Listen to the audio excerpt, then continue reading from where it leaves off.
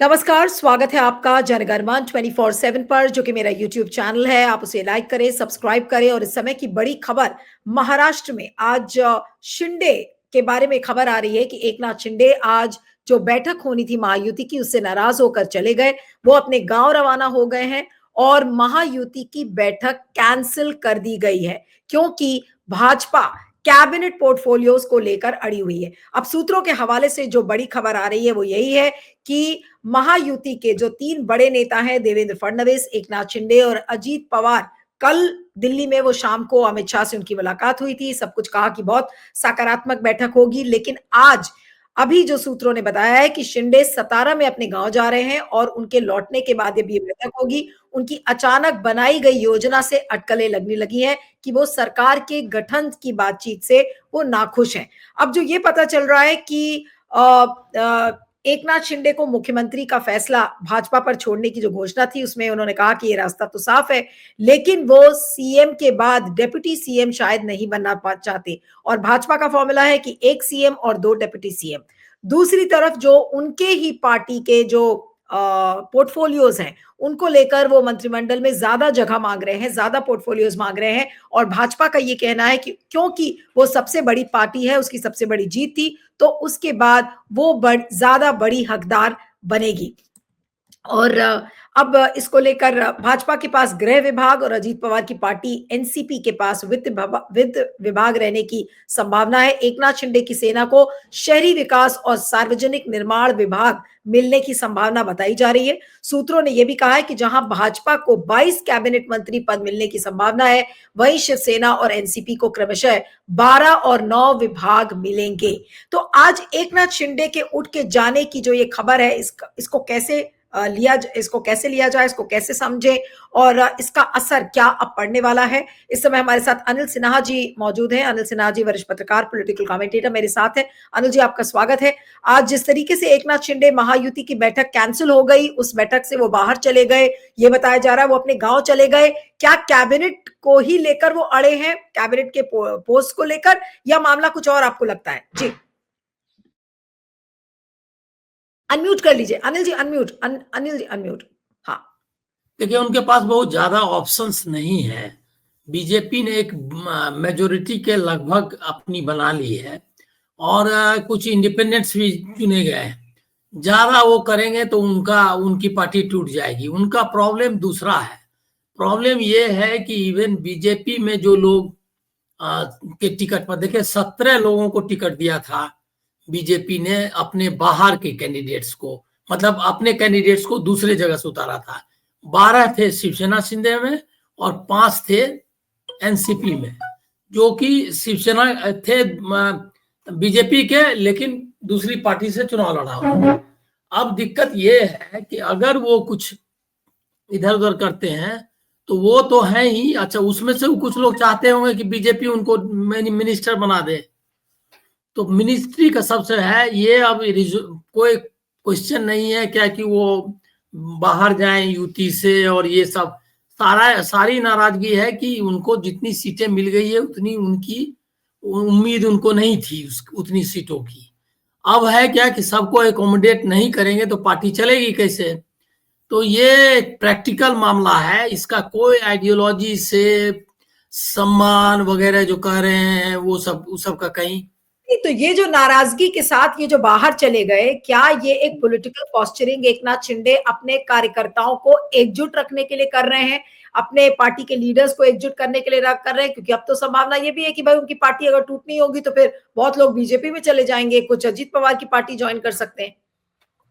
क्या ये गुस्सा का कारण आपको लगता है कि एकजुटता को बनाए रखना है कि भाई कुछ तो कहेंगे वो अपने लीडर से, क्या कहेंगे? वो अपना ये दिखाना चाहते हैं कि उन्होंने बहुत कोशिश की, बीजेपी वाले माने नहीं।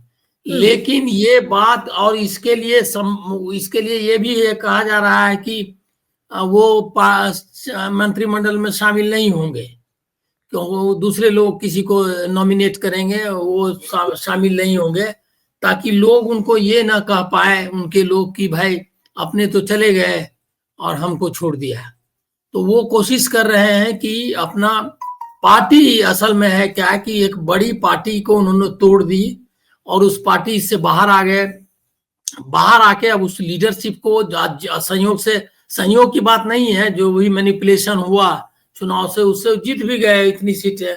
अब उसको सस्टेन कराना पॉलिटिकली उनके सामने वो टास्क है। बीजेपी उसमें उनकी मदद नहीं करेगी, क्योंकि बीजेपी के लिए अब आगे 5 साल तक उनको ढोने का उनको इरादा मुझको नहीं लगता है। बीजेपी का एक ही पर्पस था कि ये इलेक्शन खूब अपना ढंग से जीत लें, अपनी ताकत से 5 साल के लिए अपनी अपनी सरकार यहाँ बनाए, और ताकि मोदी सरकार वहां जो है उसको गिराने की संभावना ना रहे। क्योंकि वो अगर यहाँ की सरकार लूज कर जाते तो निश्चित तौर पर प्रेशर भी बहुत बढ़ जाता, और एक पब्लिक जो क्या कहते हैं ऑथोरिटी जिसको आप कहते हैं, उनका इकबाल वो कमजोर हो जाता। तो उसके लिए वो उनको महाराष्ट्र बहुत जरूरी था जीतना, उन्होंने जीत लिया। अब उनको कोई मतलब नहीं है कि शिवसेना और अजीत पवार क्या कहते हैं। अजीत पवार के सामने मुझको लग रहा है कि जो एडवांटेज उनको है कि अजीत पवार, प्रफुल्ल पटेल है वहां जो उनके कर्ता धर्ता है। प्रफुल्ल पटेल बहुत क्लोज है अडवाणी के, और अडानी के, और मोदी जी के भी। तो वो जो है वो अपना कुछ, मराठी में उसको कहते हैं वाटा घाटी, जिसको लेन देन समझौता, तो वो जो है डील कहेंगे वो कर लेंगे। लेकिन शिंदे के साथ मुश्किल ये है कि शिंदे का अब उसका कोई वैल्यू नहीं रहा, क्योंकि अजीत पवार साथ में है। अजीत पवार एकदम है कि बीजेपी मतलब फडणवीस हो, तो इसीलिए कोई उनको कठिनाई नहीं है। बल्कि कांग्रेस में भी फडणवीस के पक्ष में लोग बटेरी वार जो है उनके, जो अभी तक जो विपक्ष में नेता थे, उसने उनको उनके पक्ष में बयान दिया है। कहा है ये कि नागपुर और विदर्भ के लिए बेहतर है कि फडणवीस चीफ मिनिस्टर बने। तो अब जो है, अब उनको अब मामला इस तरह से बन रहा है कि फडणवीस को। लेकिन मुझको एक चीज है कि जो डिले हो रहा है उससे एक संभावना, मतलब एक चीज की आशंका, संभावना नहीं, एक चीज की आशंका बढ़ गई है कि फडणवीस को चीफ मिनिस्टर बनाएंगे या नहीं। ये थोड़ा सा डिफिकल्ट है सोचना, लेकिन उनको अभी तक अनाउंसमेंट उसका भी नहीं हुआ है। बीजेपी इस काम के लिए तो शिंदे की जरूरत नहीं थी उनको, क्योंकि वो अपना विधायक दल का नेता चुन लेते उनको, लेकिन उसका नेता उनको अभी तक नहीं चुना गया है। तो इसका मतलब है कि या तो पार्टी में अंदर से नीचे से भी बहुत प्रेशर है, और या नहीं तो ऊपर से प्रेशर है। संघ ने तो उनको ये क्या था, क्लीन चिट दिया हुआ है पहले से ही।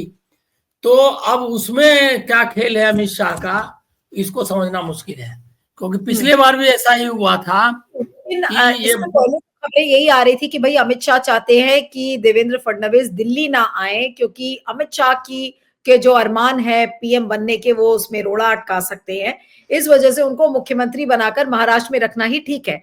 लेकिन अगर ये खबर आप ये कह रहे हैं कि भाई ये भी हो सकता है कि फडणवीस को मुख्यमंत्री नहीं बनाएंगे, तो फिर फडणवीस करेंगे क्या? क्या उनको केंद्र में लाएंगे या फिर क्या, मतलब क्या होता हुआ आप देख रहे हैं? ये तो फिर उनको केंद्र में मंत्री का ऑफर मिल सकता है, और मंत्री में उनको बड़ा पोस्ट दे देंगे, क्योंकि वहां तो कोई मंत्री काम करता नहीं है, वहां तो पीएमओ काम करती है। तो जब पीएमओ काम करता है तो इसी स्थिति में वो कोई भी मंत्रालय ले ले, उससे तो कुछ फर्क नहीं होगा। सिर्फ एक आदमी है जो कि अपना कुछ चला पाता है, वो है गडकरी। उनका अपना ग्रिप है अपने डिपार्टमेंट पर, और उनको छूना थोड़ा मुश्किल होता है उनके लिए। लेकिन बाकी सबका तो कोई मतलब नहीं है। जयशंकर तक जो विदेश मंत्रालय जनरली इंटरफेरेंस से बाहर हो रहता है, लेकिन उन्होंने सुषमा स्वराज के बाद से ही ये मॉडल बना दिया है कि विदेश मंत्री वगैरह का कोई काम नहीं है, वो सब अपना पीएमओ करता है या डायरेक्ट प्राइम मिनिस्टर करते हैं, नहीं तो बाकी बचाओ अजीत डोभाल करते हैं। इसीलिए आपको देर भी हो रही है, इसलिए मैं आपसे बस 2 सवाल और पूछूंगी आखिरी के, कि ये जो गुस्सा और तेवर जो आज एकनाथ शिंदे ने दिखाया है, क्या उनको ये डर है कि उनकी पार्टी टूट जाएगी और इस वजह से उन्होंने ये एक पॉलिटिकल पोस्चरिंग की है, ताकि उनके नेताओं को भी लगे कि भाई देखो हमारी बात नहीं मानी गई, और गुस्सा होकर वो बाहर चले गए, और सब नेताओं को एकजुट रखने के लिए उन्होंने इस तरीके के तेवर दिखाए? हाँ, लेकिन उनके लिए ये इस मतलब गिमिक से उनका कुछ फायदा होगा, आई डाउट। मुझको इसमें कोई मतलब इसमें संदेह है कि वो इकट्ठा रख सकते हैं, क्योंकि उसमें से जितना लोग आया है वो सब लेने के लिए। एकनाथ शिंदे की पार्टी अब टूटना तय है, एक तरीके से टूट ही जाएगी अभी नहीं, कुछ दिन बाद 100%। इसीलिए मैंने एक लिखा है लेख, जो कि जन चौक में छपा है। उस लेख में मैंने यही कहा है कि ये जो विशाल बहुमत है बीजेपी का, उस विशाल बहुमत से महाराष्ट्र में स्टेबिलिटी की जगह इनस्टेबिलिटी आएगी, और उसको मैंने एक्सप्लेन किया है, वही होने का है। इसमें सबसे स्टेबल अभी पोजीशन है अजीत पवार की, क्योंकि वो ज्यादा मांग नहीं रहे हैं, और उन्होंने अब लोग ये भी देख रहे हैं कि एनसीपी को अजीत पवार चलाएंगे, क्योंकि ऐसे भी वो माने जाते थे उसके मतलब वारिस, इनके क्या कहते हैं शरद पवार के। तो वो हमको लग रहा है कि अभी की परिस्थितियों में वही एक ऐसा आदमी है जो अपनी पार्टी को इकट्ठा रख पाएंगे बीजेपी के सामने।